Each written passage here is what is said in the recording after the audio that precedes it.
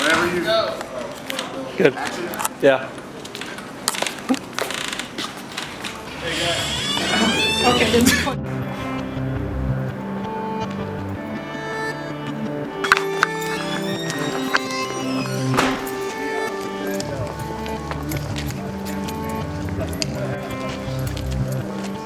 All right, you just got out of jail.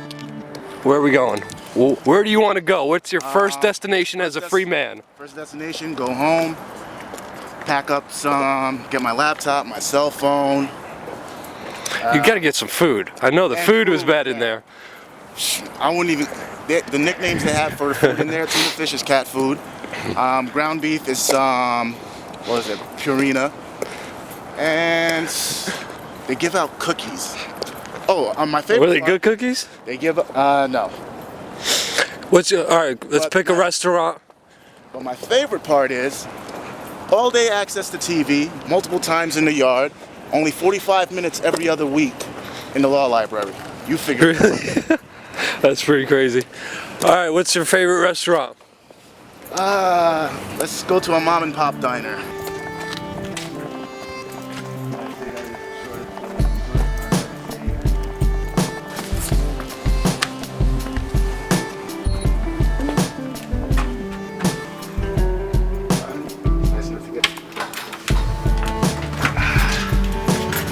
Alright, so this is the first time me entering my home. Let's see what the cops have gone through. I'm being handcuffed here, and he starts coming out here, freaking out. He's pacing back and forth here, talking about, you have a gun, are you crazy? You come out here with a gun? Oh, if I knew you had a gun, I would have, ooh, you're so lucky. They should be wiping your blood off the floor right about now. At this point, I'm hearing this guy talk like a mile a minute. His eyes are bugged out. Quite frankly, he looked like he was hopped up on something. So at this point, I knew there's no reasoning with this guy. There's no point in talking to this guy. Then he goes back in. He starts looking around. So yeah, they basically broke into my home, cleaned me out, stripped me of my rights, my property, and treated me like a common criminal, when ironically the only criminal behavior that occurred that night was perpetrated by the police. You don't have any priors, do you? Nope. 33, well now 34 years old, but at the time of my arrest, 33 years old. No priors. The worst I had was some traffic tickets from 6-7 years ago that I wasn't aware of, hence why they kept me longer. I should have been out yesterday. According to the charges, they said that I illegally had them because I didn't have a carries permit, but I think it's section 39-6E that says if the weapon is in the home, there's an exemption. You don't need a permit to own it. You need a permit to buy a handgun in New Jersey. You also need a purchasing permit, purchaser's ID if you bought the rifle in Jersey. I bought the rifle when I lived in PA.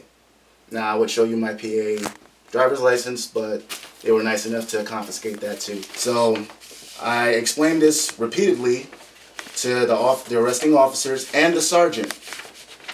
And sergeant seeing my ID, knowing that the only way I can get these IDs is if I'm not a felon, if I had no priors.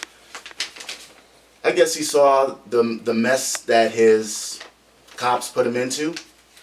He saw the swords that I had laying in the corner over there and said, yeah, take the swords too, even though there were no charges for the sword, but they're entered in as evidence.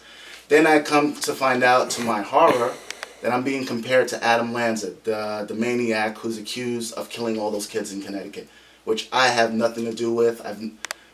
I have nothing to do with the Connecticut shootout or whatever the case may be, and they're just trying to make it look like if you're a gun owner, and especially if you own an AR-15, that, ooh, you must be dangerous.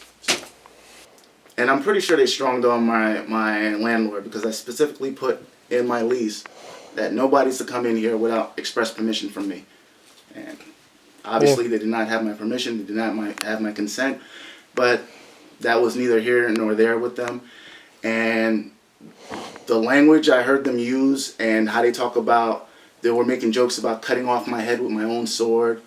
I had 2 samurai swords and a cavalry sword, and I guess they were playing with the cavalry sword, making racist Arabic jokes. I'm not even Arabic, but go figure with these cops. The police. Yep. And this is back at when they detained me in the West District precinct. Wow. So, needless to say, I feared for my life because these guys were anything but professional.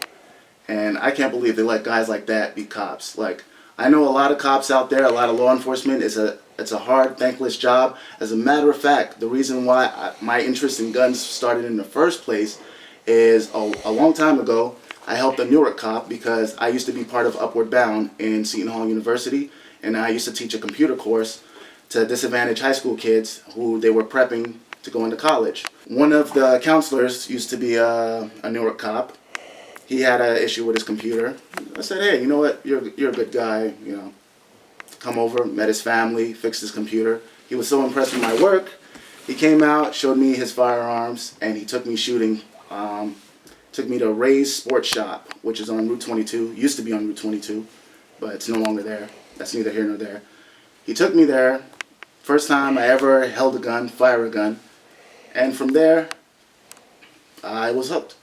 I learned everything about self-defense. At first it was just learning how to use a gun, being comfortable around them, because quite frankly, I was definitely afraid of them before that experience.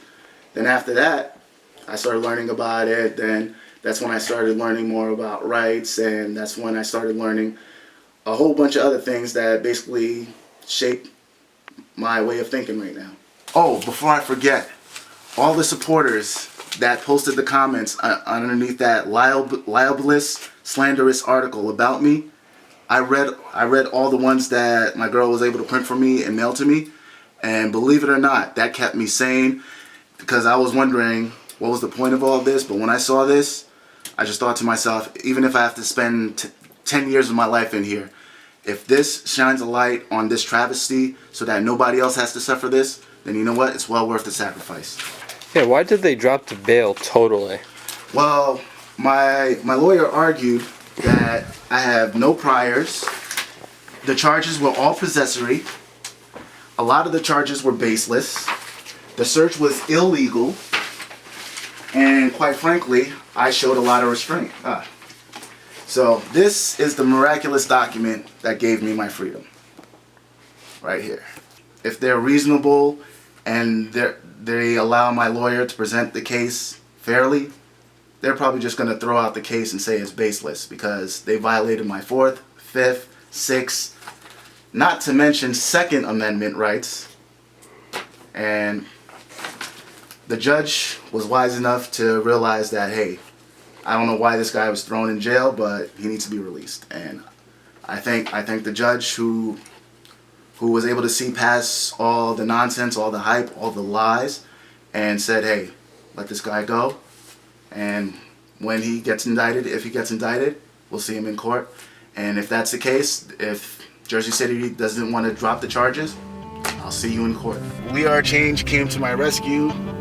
All the patriots out there, their love, their support, their donation, all made it possible. So never think that, you know, that it's beyond your power. Every little bit helps.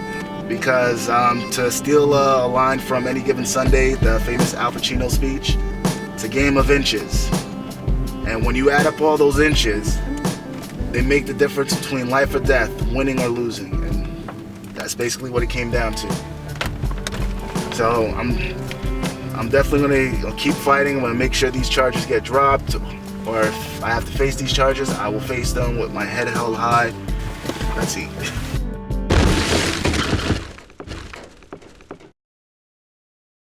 Tellink. This call may be recorded. I have a prepaid call from an inmate at Hudson County Correctional Center. So right now Jeremy is facing 4 counts of computer hacking, conspiracy computer hacking, involved in releasing Stratfor documents to WikiLeaks. Yeah, I feel personally that he is